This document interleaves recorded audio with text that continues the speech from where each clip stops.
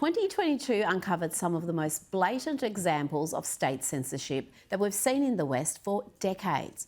We learned this year about the extent of the cover-up and suppression of the Hunter Biden story. There was the silencing and shadow banning of public health experts who spoke out against COVID lockdowns and so many other examples. It's been a rough year for free speech, so who better to speak to for my last segment of 2022 than the editor of the libertarian online magazine Spiked, Tom Slater. I began by asking Tom about the state of free speech in the West. On the one hand, we saw a real expansion of big tech censorship. You'll remember the big tech clampdown on the truckers' protests in Canada, so GoFundMe depriving them of their funds. That's one big shift we saw this year.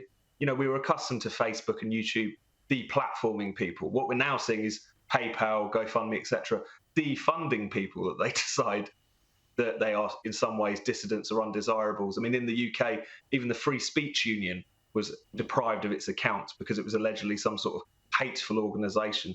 So we've seen a lot of that. What has changed, I think, is the pulling back of the veil on big tech censorship. And as you were suggesting there, the relationship that it has with the state. So after Elon Musk takes over Twitter, the release of the Twitter files, often kind of detailing things that we did already suspect or know, but just really showing how politicized big tech had become and how influenced by the state it had become in terms of who it chooses to censor. So in so many respects, big tech censorship has got worse this year, but also we really know what we're up against going into 2023.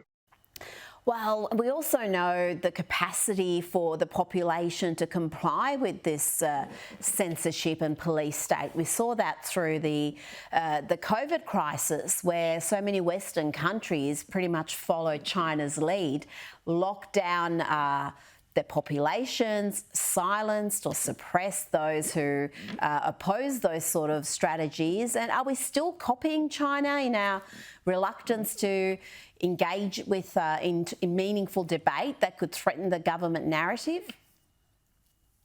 Well, I'm hopeful that there is going to be more of a pushback because of the fact that I think for a long time, those of us who believed in free speech and were railing against any form of censorship, but big tech censorship as well, you often found yourself sticking up for the free speech rights of genuinely quite undesirable people. You know, one of the big scalps this year, of course, was Kanye West, who has made this horrendous descent into anti-Semitism.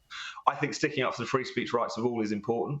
But at the same time, the world that we're in now is not about those extremes. I mean, if we talk about the truckers' protests, if we talk about the gender debate, which is another very busy area in terms of big tech censorship, up until very recently, even on Twitter, you could be banned for life for misgendering someone and so on. These are not minority opinions. These are not opinions that are held by only a small and quite extreme fraction of the population. They're opinions that are held by the vast majority of the population. And I think that as big tech, egged on by the state in many cases, has overreached into censoring those kinds of debates, people are really starting to realise how fearsome this censorship machine is and how much it is reaching into their lives. So I do feel that going forward, we are going to see more of that pushback. The only question is how brave do people feel in sticking up for those rights? Well, you can get into a lot more trouble than just getting banned from Twitter if you misgender someone. There are now laws in several countries where you can actually have the police at your door wondering why you have stated an opinion that is still very much mainstream and held by the majority of people. Now, is Elon Musk seeing free speech return? Is he the saviour that we've been crying out for, or should we not invest too much into what he can do with one platform? I think it's important not to rely on a kind of saviour figure to come in and save the day for all of us. I mean, first of all, regardless of who the individual is, I don't want the state of free speech to rely on the benevolence of billionaires. That's a pretty fragile state of affairs as far as I'm concerned.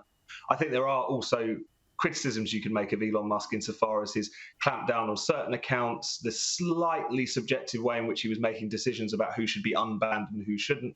I don't think he is quite the free speech absolutist he's made himself out to be. All that being said, I think you'd have to be a pretty big cynic not to recognise that what he has done in terms of freedom of speech has been positive. A lot of those content moderation policies have been pared back, and probably most crucially, in terms of opening up the Twitter black box, giving the so-called Twitter files to those independent journalists so they can really lay out in detail what happened with COVID, with shadow banning of all these different areas. that has all been to the good as far as showing us what we've all been up against all this time. Oh, absolutely. I think the Twitter files have just been astonishing.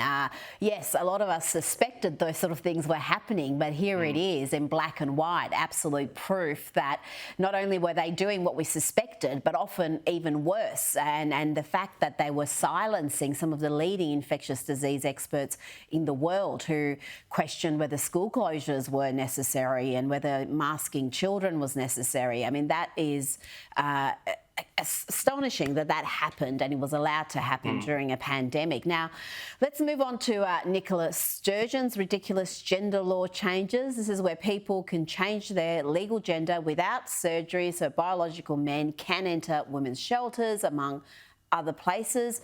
Well, you know what? Parts of Australia are well ahead of what we've seen there. They've already instituted those laws. Other parts of Australia, like Queensland, are having the debate right now. What's your take in this area? I think that what we're seeing in Scotland and in many other parts of the world as well is just how much virtue signalling rots the brain and the soul at this point. I mean, Nicola Sturgeon, all the people who backed these reforms in the Scottish Parliament, they constantly talked about they were on the right side of history. They were constantly invoking that phrase. And yet, what does the right side of history mean in this situation? It means allowing, in some cases, male sex offenders to transition during a trial in order to potentially gain access to a women's prison. It means encouraging young people down the road towards transition. It lowers the age at which you can legally change your gender to 16. All of this, as we all know from the data in recent years, is a very bad idea. You breach women's spaces and sex-based rights at your peril.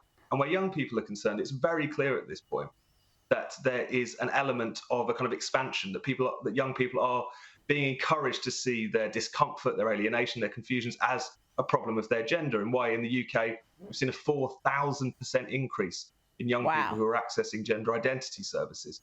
So this is what the right side of history looks like. And if that's the case, then I don't think most of the British public are on that side. Certainly not the Scottish public either, 2/3 of whom oppose these clear gender reforms. So I really do think Scotland is a warning to the world as far as not just the extremity of some of these reforms, but also the fact that you're going to get a public pushback when you do this, because even just simple common sense makes clear that this is not a very good idea.